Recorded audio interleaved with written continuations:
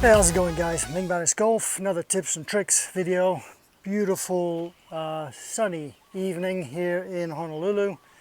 And before we get started, usual little plug for the channel. This is not the channel where you're going to get the usual stuff you get from your PGA pros. We're not going to rehash all that stuff. We just try to come up with new ideas, new concepts, different things that might work for you, because if you're watching this, obviously the other stuff isn't working. So you know, if you like this video, go check out the other ones. Please subscribe to the channel, tell all your friends, give us a thumbs up, all that good stuff. So let's get started. You've probably heard people talk about trying to get a late release, or swinging the club upside down and getting that swoosh after the ball. Okay, and most people will tell you that's the byproduct of a correct sequencing, lower body starting first and all that. And yes, that is true. That will help it.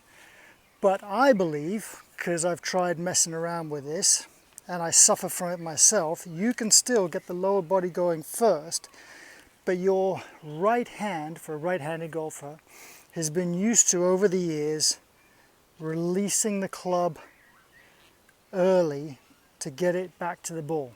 Your brain has a really hard time understanding that this club is going to move very fast through the impact and it will catch up. Okay, for some reason, don't ask me why. If anybody knows the answer, feel free to let me know. For some reason, humans think, or the human brain thinks, this club is never going to get to the ball in time, and so we try and help it get there. But the truth is, this thing accelerates, and it's moving so fast down the bottom that it will catch up. The old timers spoke about the late hit. The late hit is basically the club is always behind you, it's always trailing, and it will snap through, catch up. For some reason your brain doesn't understand that, so it tries to help it.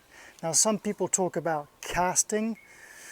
I suppose you could call it that, but basically it's just you trying to get the club to square up before you really need to. So what do you need to do? You basically need to train this hand to not fire, this muscle here, not fire too early.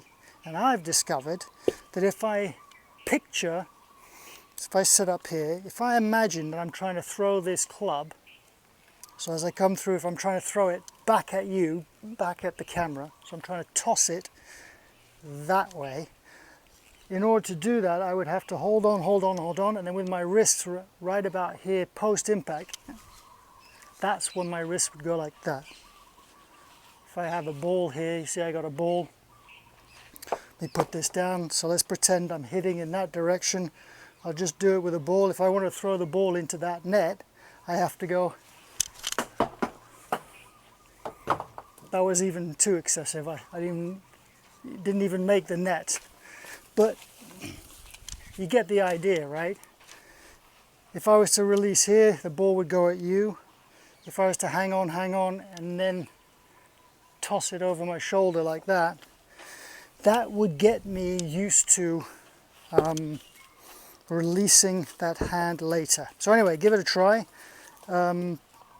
If you've got a nice big garden or a field somewhere, you can actually go and toss golf clubs.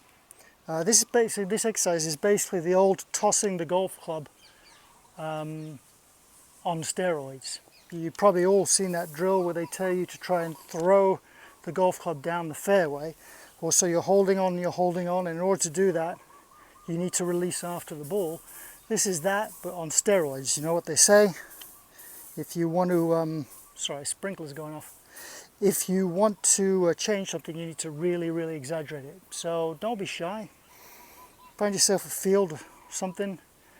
Throw the club over your shoulder. And if you can't do that, do what I showed you with the ball. That's it, guys. Hope you enjoyed. Please subscribe, and we'll see you again soon with other tips and tricks. See you later.